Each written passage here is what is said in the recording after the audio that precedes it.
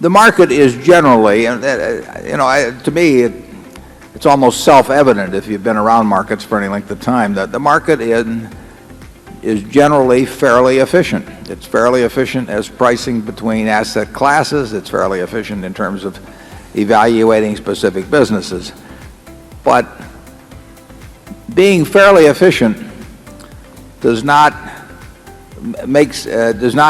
suffice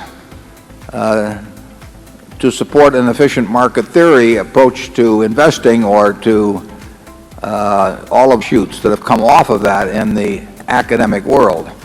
So if you'd believed in efficient market theory and been taught that and adopted it for your own 20 or 30 years ago or 10 years ago, I think it probably hit its peak about 20 years ago. It would have been a terrible, terrible mistake. It would have been like learning the earth is flat. You'd have had the wrong start in life. Now, it became terribly popular in the academic world. It almost became a required belief in order to hold a position. It was what was taught in all the advanced courses, and a mathematical theory that involved other investment questions was built around it, so that if you went to the center of it and destroyed that part of it, it really meant that people who'd spent years and years and years getting PhDs found their whole world crashing around them. I would say that it's been discredited in a fairly significant way over the last decade or two. I mean, you don't hear people talking the same way about it as you did 15 or 20 years ago. But the market generally is fairly efficient in most ways. I mean, it's hard to find securities that are inefficiently priced. There are times when it's relatively easy, but right now, for example, it's difficult. I don't know exactly how much it's holy writ still in business schools. I certainly get the impression as I go around talking to business schools that it is far less regarded as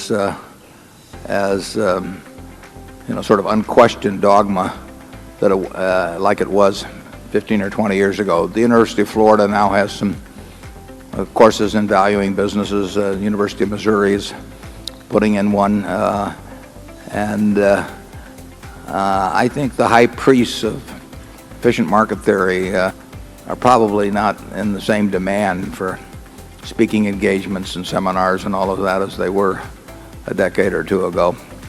The people who think the market is reasonably efficient or roughly efficient, of course, are absolutely correct, and that will stay with us for the long pull. Thinking it's roughly efficient, though, does nothing for you in academia. You can't build anything around it. I mean, what people want are what they call elegant theories, and it doesn't work. What investment is about is valuing businesses. I mean, that is all there is to investment. You sit around and you try to figure out what a business is worth, and if it's selling below that figure, you buy it.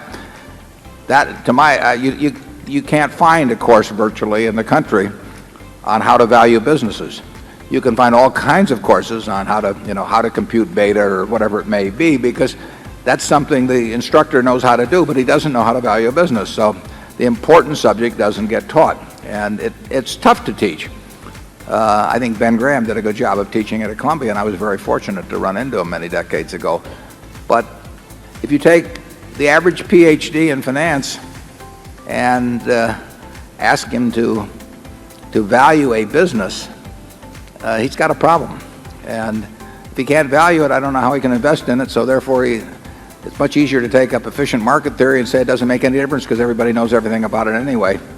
And there's no sense in trying to think about valuing businesses, that the market's efficient, it's valued them all perfectly. But I encourage you to look for the inefficiently priced. Berkshire, incidentally, was inefficiently priced for a long time.